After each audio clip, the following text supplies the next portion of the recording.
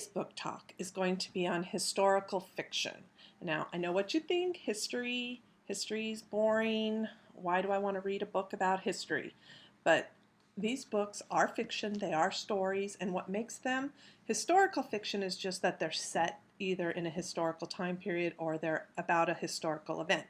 But they really are stories, and all of the main characters in these books are the same age as you, about middle school students age, 11 to 14 years old. They are really engaging, fun stories, and that's really what I want to get across, that history does not have to be boring. I want to talk about is Lizzie Bright and the Buckminster Boy by Gary Schmidt. And this book has won the Newbery Medal. And it's about Turner. He's 13 years old. He's from Boston, and his dad gets a job as a minister in Pittsburgh, Maine, which is a really small town. So they move from Boston to Pittsburgh, and you know what it's like when you move to a new town and you don't know anybody. Turner just doesn't fit in. They play, in Boston he played baseball, and when he gets to Maine they play baseball totally different. And this is 1912, so it's about 100 years ago. So the game's a little bit different. So he doesn't fit in, he doesn't really have any friends, and he meets Lizzie Bright Griffin. And she is from a little island that's off the coast called Malaga. She lives there with her family and some other African American families. And she teaches Turner how to clam. She teaches him how to play baseball. She shows, they go out in the dory in their boat and they see whales. They become really good friends. And the town is trying to evacuate all the residents, trying to get rid of the residents on Malaga Island because they want to build a resort there for tourists. They want people from New York and Boston to come up to their town and for vacation, for summer vacation. And they think that Malaga Island would be the perfect place to have a resort. So they try to get rid of the residents that are on the island. And the story is really about Turner standing up to the town, trying to save the island. And he grows from a boy, a 13-year-old boy, into a young man in the book. And it's just a really, really good story, and I think you're going to really like it. The next book that I want to talk about is The Evolution of Copernia Tate. Okay, this book is by Jacqueline Kelly, and it also won the Newbery Award for historical fiction. It's set in 1899. I don't have a copy of the book, so I brought just a picture. It's checked out right now, but I did want you guys to know about it. So it's set in 1899 in Central Texas, and Copernia Tate, or Callie, as she's called in the book, is the youngest of her family, and she's the only girl. She has all older brothers. And the mom really is happy. She's got a daughter. She wants to teach her how to sew and how to cook, and doesn't like that Callie's really a tomboy. And it really is a story about Callie and her grandfather, who go out and look at different types of insects and different flowers, and they try to classify. She wants to be a scientist. She doesn't want any of that domesticated stuff for girls. And it really is a funny story. She's really a smart girl, and it shows you what career paths are open to girls, what is expected of them around the turn of the century. So I think you'll really like the book.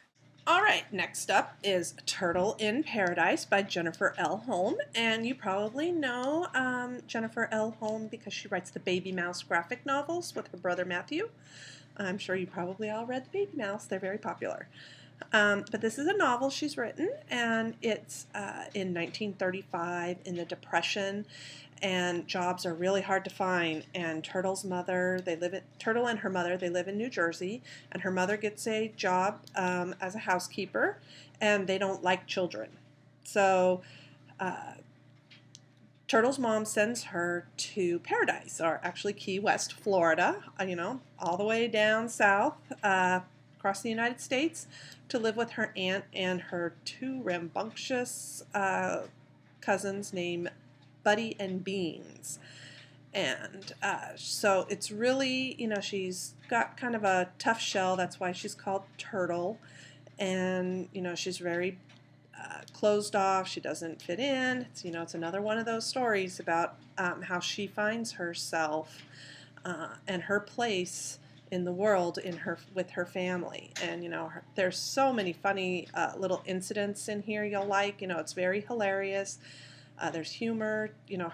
Her cousin Buddy is part of a babysitting club called the Diaper Gang, and they won't let Turtle join. It's just funny, funny, funny. So I think you guys will like this book, and I hope you enjoy it.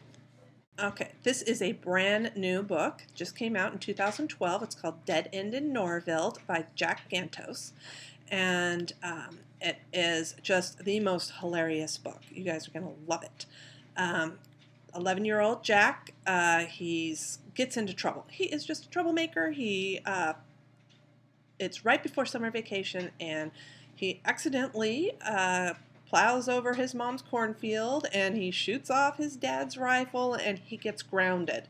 And all his summer plans are over because he is just in trouble. And he can't seem to keep from having a bloody nose. Any slightest thing that gets him upset gives him a bloody nose, and it's just hilarious. So part of his punishment is he has to go to work for one of the neighbors that writes obituaries for the town. And all of a sudden, the people of the town start dying, and they just end up writing all these obituaries. And then the Hells Angels come into town, and they want revenge for someone who got run over. And then there's a mystery of why all these people in town are dying, and he has to try to figure it out. And he just gets into so many little scrapes and so many hilarious situations. And you're really, really going to think this book is funny, and you're going to love Jack. Anybody know what happened in the 1940s in Los Alamos? Why is Los Alamos famous? Exactly. It is where we developed the atomic bomb. And in the 1940s, all the scientists and mathematicians, all the best in their fields, were sent to Los Alamos to develop the atomic bomb. We were in a race with Germany to develop it. And Dewey, her name is Dewey Kerrigan, and she's 11 years old, and her dad is one of the scientists that is sent to Los Alamos. The book's called The Green Glass Sea by Ellen Klages. And so 11-year-old Dewey has to move with her father across the United States to New Mexico. She doesn't know anybody. She has, she has a little deformity with her leg. One is a little bit shorter than the other, so she has to wear a special shoe. And the kids tease her about it. And she has a hard time making friends. And Suze is a girl who is totally opposite of Dewey, a little more outgoing, not so introverted. Introverted just means she's not very outgoing. Dewey's not very outgoing.